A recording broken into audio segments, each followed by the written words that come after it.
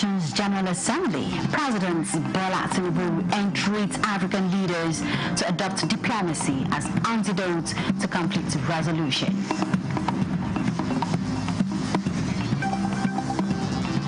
Nigeria and Senegal adopt peer review mechanism to fine-tune nutrition policy.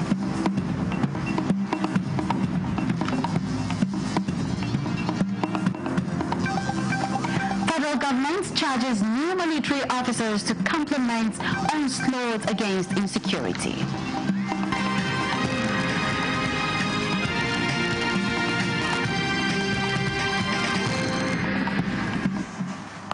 Hello and welcome to the late evening news at 11 on NTA News 24. We're live from Abuja. I am Comfort Fashion.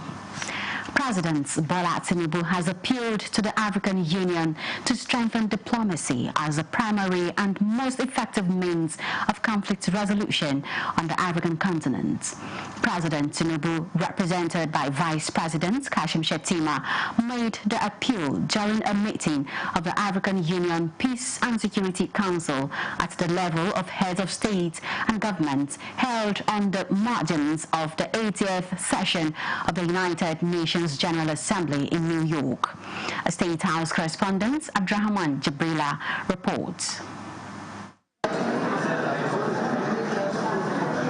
Acknowledging the role played by the EU's peace support operations, a unit designed to maintain, monitor and build peace in Africa through peacekeeping and peace enforcement missions. Our continent must continue to maintain a blend of military. Vice President Kashim Shettima noted that with the current UN administration and growing interest by traditional partners in conflict outside the African continent, it was becoming increasingly difficult for countries to bear the cost of peace support operations on the continent.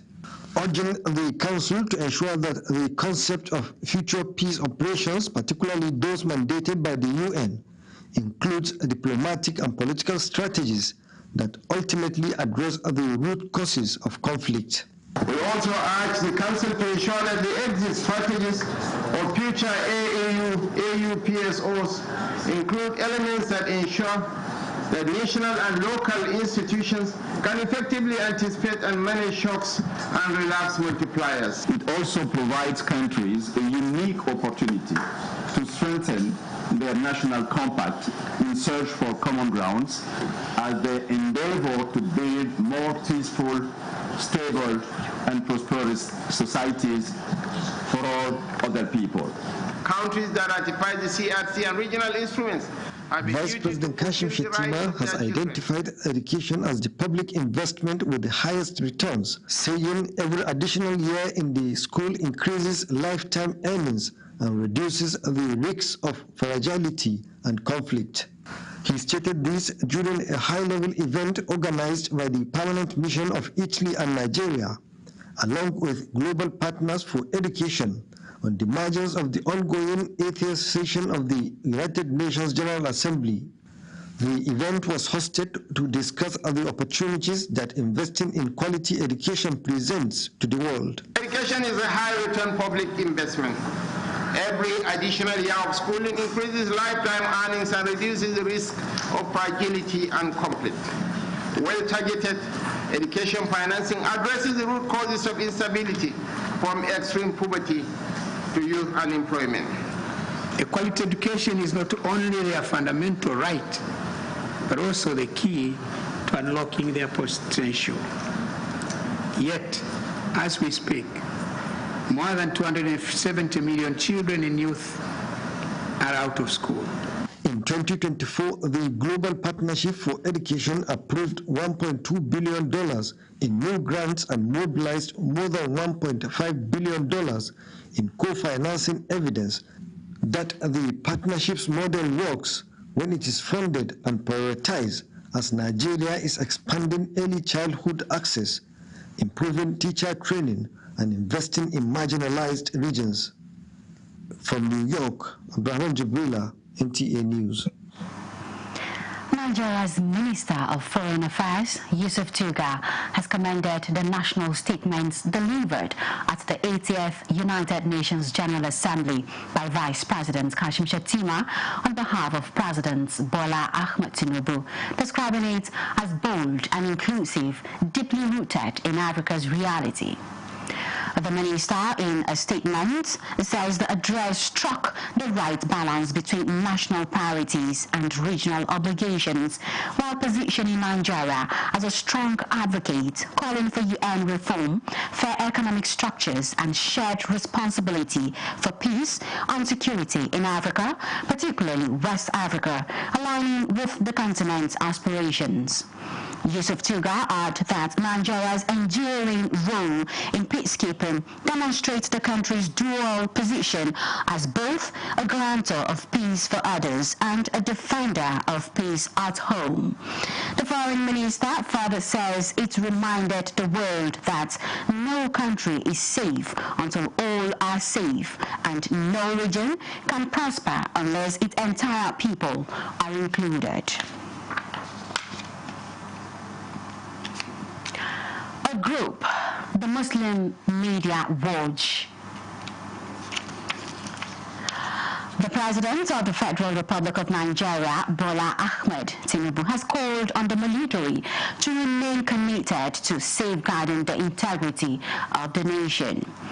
Represented by the Senate President, Godswill Akpabio, at the NDA Combined Passing Out Parade, the President reaffirmed the government's commitment to providing all necessary support to the armed forces. We'll bring you more of that report in a subsequent bulletin. A group, the Muslim Media Watch Group, MMWG, has commended President Bola Tinubu for his speech at the United Nations General Assembly, Anger. The group specifically endorsed his condemnation of the genocide in Palestine, calling it a right step towards international peace. It urged the United Nations to punish war crimes in conflict zones like Palestine, Ukraine, and Sudan, stating that failure to do so undermines the body's credibility. The group reiterated the long-standing demand for Nigeria to be granted a permanent seat on the UN Security Council. While commending the Nigerian military and security forces for their efforts, the media team called for speedy trials of terrorism suspects and more proactive measures to curb insecurity at home. The Leaders of All Progressive Stakeholders Forum has pledged its continued support for President Bola Tinubu administration success. This follows the Forum National Stakeholders Summit on the review of the Tinubu economic programs, political party impacts in deepening democracy, and support group unity and inclusion in the APC administration. We want to use this platform to reconcile and unify our members, our aggrieved members, let me put it that way.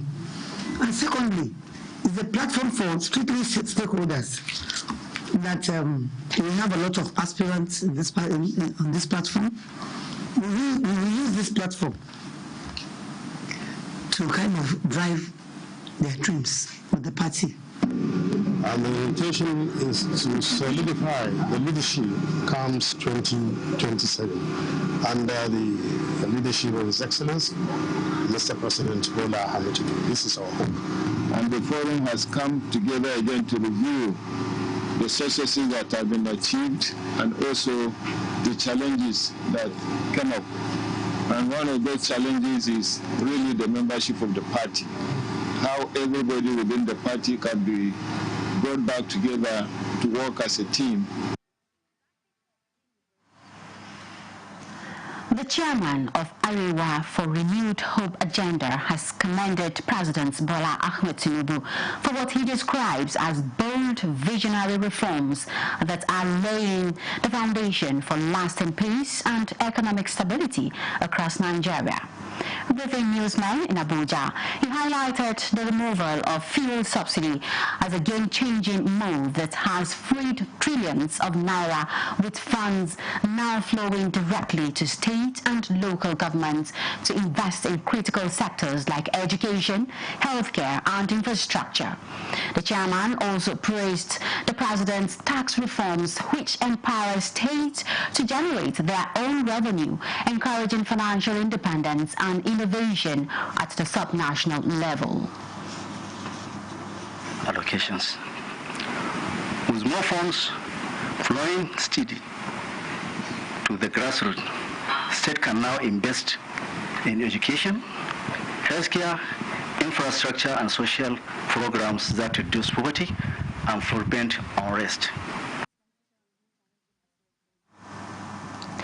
Opposition political parties are being asked to collapse their structure in a manner that only one presidential candidate will represent them in the 2027 general election. Lawyers Network for Good Governance at a media briefing in Abuja made this position, as it also called on former President Goodluck Jonathan to contest the 2027 presidential election. We are not particular about the political party, but we are particular about the candidates that we are supporting. As you can see, our organization is not politically motivated, so we are non-partisan, but we are majorly concerned about good governance and who takes the mantle. You're watching the news desk at 11 on NTA News 24. More reports after this break. Feel the power of precision, engineered to perfection. Every component is crafted with care, and each design is meticulously tested. From concept to creation, our engineers push the boundaries of technology, seamlessly blending performance and sustainability with a deep commitment to African ingenuity. Introducing the CNG Boss, a remarkable achievement in engineering designed to operate on compressed natural gas, a cleaner and more sustainable fuel alternative. At Innocent Vehicles, we proudly lead the way in creating greener mobility across Africa. And it doesn't stop there. From SUVs to sedans, spacious buses to electric cars, Innocent offers a wide range of models designed to meet every need. Innocent Vehicle, the pride of African roads.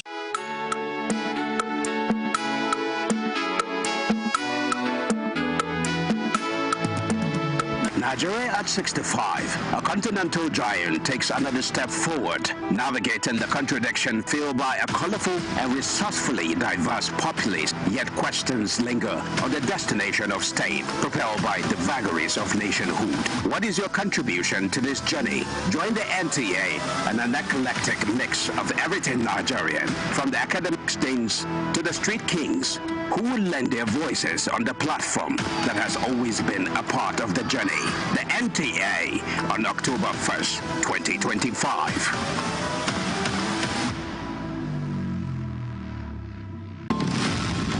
As we approach the 2027 general elections, the voice matters. Join us at the Electoral Reforms Town Hall this Saturday and every last Saturday of the month on NTA News 24 at 8 to 9 p.m., where citizens, policymakers, and stakeholders come together to shape a stronger democracy.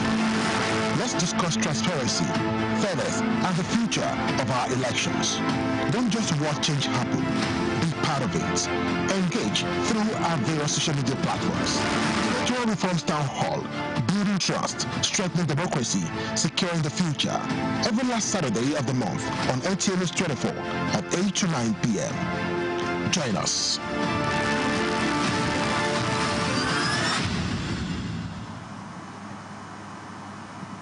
Thank you for staying tuned. The 5-day Senegal exchange visit to Nigeria on nutrition-responsive budgeting experience has ended with a consensus by both countries to continue to improve nutrition policy framework, targeting methodology, system integration, and monitoring tools. Ibrahim Bello Gunda reports that the technical session and visits to institutions provided a practical experience to the Senegalese delegation. Our visit reflects shared commitment to advancing nutrition financing by both countries, with first-hand experience of socio-cultural perspective to Nigeria's nutritional journey, with contributions from communities through traditional leaders. Declaring the exchange visit closed, Acting Permanent Secretary, Minister of Budget and Economic Planning, said Nigeria and Senegal are shaping a regional model of nutrition intervention based on the principles of transparency, accountability, and impact. Your coming has helped us also to see the areas where we can become better, and we expect that by the time we are coming to Senegal, we'll see that you have advanced forward very well. Other speakers and the head of Senegalese delegation, Mamadou Niang, described their experience as privileged, especially the knowledge gained on budget tagging, tracking, transparency, and efficiency. This kind of exchange program is one thing that, as a coordination ministry, we ought to be doing. Over the last 6 years, a maternal and child nutrition package, so for mothers, for adolescent girls, pregnant women, and children, young children, have been delivered to their household. We've been supporting the government of Nigeria to facilitate nutrition programs. One of the biggest ones here we have is the support we're giving to the World Bank on UNRWA. There was an exchange of gifts and presentation of certificates to the participants. Meanwhile, the advisory group review of national policy on food nutrition is meeting in Abuja to draft a new framework that will replace the current national policy on food and nutrition wrapping up this year. New revised policy ensure that it's more inclusive and more resilient, and it's evidence-based and more flexible for implementation. The meeting had civil society organizations, technical working group, academia, and partners in attendance. In Abuja, Ibrahim Bello Gunda, NTA News. To bridge the gap between theory and practice, as well as equipping students with the necessary skills in research, Department of Mass Communication students, Nasarawa State University, KEFI, has engaged postgraduate students on a 2-day research workshop. Blessing Donfulani tells us more. Workshop is aimed at strengthening research capacities of postgraduate students and equip them with the skills to excel in a fast-evolving world of communication and media studies. Facilitators at the event, mostly whom are media experts from within and outside Nasarawa State University, say exposing students with trends and media and research tool is key. Given what is happening today globally, there are new trends in research, there are new innovations. So given that reason, we deem it fit to organize the workshop, taking them through the practical aspect, bringing experts who use tools to demonstrate what they should know. Nasarawa University is primed with their vision of ensuring that the postgraduate students align with global practice. We discovered that for our postgraduate students to actually, measure up in terms of high standards in research, we need to really engage them. Participants describe the 2-day engagement as impactful. We know how we can navigate and use those tools. So we've learned a lot. I have learned a lot pertaining research. We have been able to learn the basic techniques. Our facilitators actually made very impactful. Theme of the workshop is Igniting Research Excellence, New Trends and Frontiers in Communication and Media Studies. Blessing Donfulani, NTA News. Autism remains widely misunderstood, leaving many families to cope in silence. But a new summit is challenging that now, putting inclusion and hope at the center. Victor Azu tells us more. For Happy Rubere, raising an autistic child is both a joy and a struggle. What hurts most, he says, is not the condition itself, but the way society responds. I've taken my child around a couple of times, and it's really sad that there's no one to report to when your child is not being treated fairly. It's really difficult to get people to accept that your child is different. Everyone feels that it needs to be fixed. For families like the Ruberes, acceptance would mean hope. Campaigners say progress will only be real when children like his are part of everyday life. People run away from them. So people say, I'm going to contract this disease. I don't want to talk to them. I don't want my child to talk to this particular child because it's this, is that. So how do we continue to make parents feel comfortable that it is not a, communicable disease? Progress for me would see a lot of healthcare being subsidized and, create funding for parents, for families that have kids on the spectrum. Progress for me would be seeing the end of stigma. The summit, themed Beyond the Label, featured both accessions on education, healthcare and advocacy, plus an exhibition and auction of artworks by autistic children. A reminder that inclusion begins when society sees talent before diagnosis. In Abuja, Victor Azu, NTA News. Limi Hospital, in partnership with stakeholders, is combating hypertension through a monthly health work in Abuja, promoting regular medical checkups and physical activity as key strategies for early detection and management. Thomas Obetere tells us more.